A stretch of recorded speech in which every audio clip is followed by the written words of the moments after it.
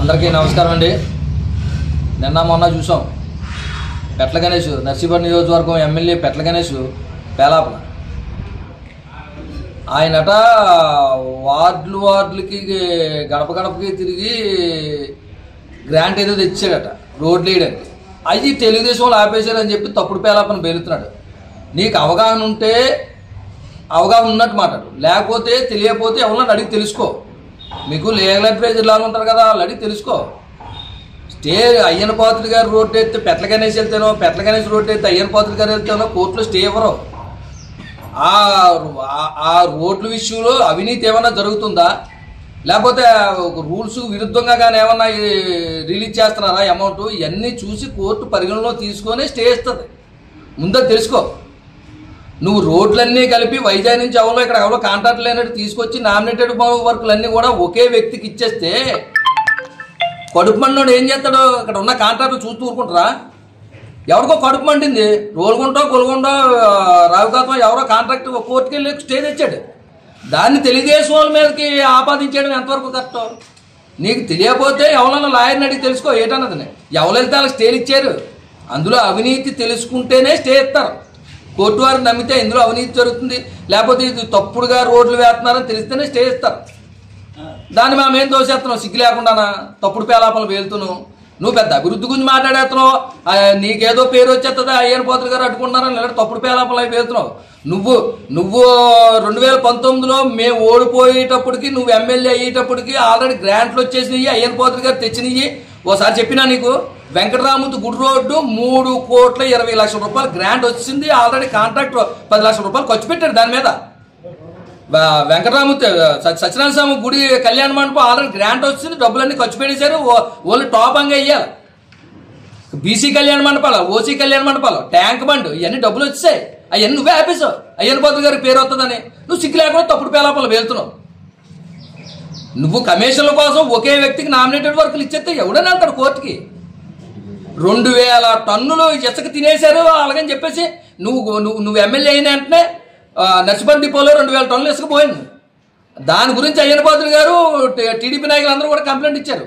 మరి నువ్వు అవినీతి గురించి వాటి గురించి లెక్కలు ఇచ్చి పోటుకోవడమే. మరి 2,000 టన్నులు ఇసుక ఏమైపోతుంది? ఎంక్వైరీ చేయించాలి కదా. ఇప్పుడు వచ్చి 5 ఏళ్ళు అయిపోతుంది.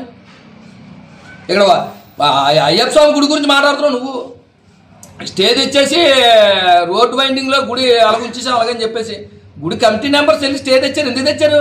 నువ్వు పేలాపరేటి అభిషేకంలోనే మేము సాంప్రదాయబద్ధంగా తీస్తామండి గుడి, కంగారు పడకండి అని చెప్తే ఎవరికి చెప్పాలి పర్లేదు, నీకు పీకెత్తాను.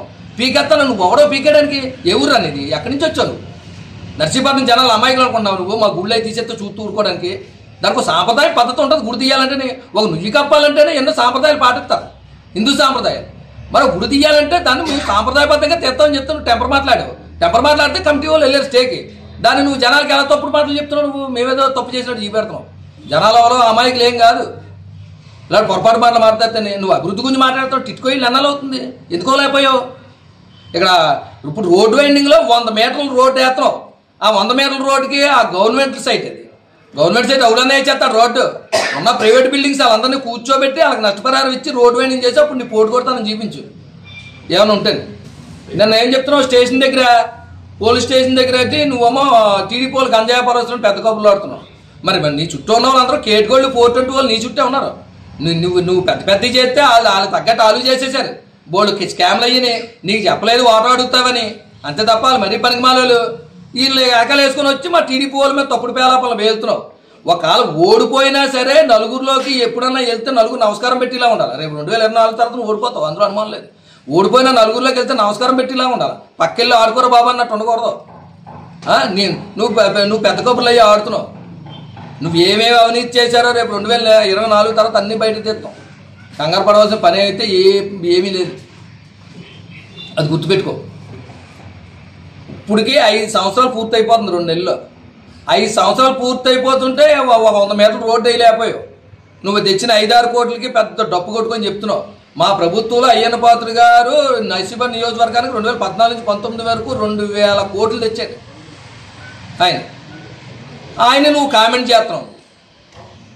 ఏదో సినిమాలో డైలాగ్ ఉంటుంది, గాయపడ్డ సింహం దగ్గర వచ్చే శ్వాస గర్జన కన్నా సరే భయంకరంగా ఉంటుందని చెప్పేసి అయ్యనపాత్రుడు గారు ఓడిపోయిన తర్వాత మీ వైఎస్ఆర్ వాళ్ళు అయ్యనపాత్రుడు గారు సంగతి అయితే చూశారు. నువ్వు ఓడిపోతే ఆ బ్యాబరేజ్ కొత్తపల్లి హైదరాబాద్ పోతావు, నీ వెనకాల వాళ్ళు సంక్రాంతికి పోతావు, అది గుర్తుపెట్టుకో. నువ్వేమో నిన్న పెద్ద కబుర్లు ఆడుతున్నావు, ఏది అయ్యనపాత్రుడేమో స్టేషన్కి వచ్చి అతను పని ఏదో చూసుకోవడం మానేసి నన్ను తిట్టాడు అలాగని చెప్పేసి. మన బస్సు యాత్ర అయినప్పుడు నువ్వేం చేశావురా? ఏం చేసావు నువ్వు బస్సు యాత్ర అయినప్పుడు? నీ పనేటి మీ పార్టీ గురించి ఏదో మాట్లాడుకోవాలా? పెద్ద లిస్ట్ తెచ్చుకొని అయ్యనపాత్రుడేమో అలాంటోడు ఎలాంటోడు అలాగే నువ్వెలా తిట్టావు? నువ్వు తిట్టచ్చా? నువ్వు తిడుతుంటే మేము మంత్రాలు అయి చదువుతామా? క్రియేటివ్ పెట్టి అచ్చంతలు అయి చదువుతారా నీకు? మరి నీకన్నా పనికిమాలి సమస్య నా కొడుకు ఉన్నాడు, ఎవడో లేడు.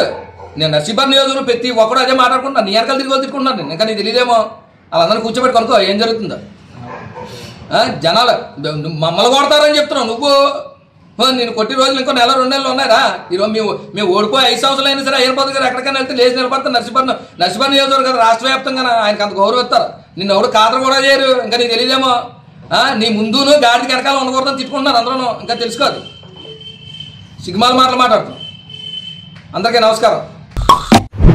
నిరంతర వార్తా సమాచారం కోసం మా వి న్యూస్ ఛానల్ సబ్స్క్రైబ్ చేయండి. నోటిఫికేషన్ కొరకు బెల్ ఐకాన్ని యాక్టివేట్ చేయండి.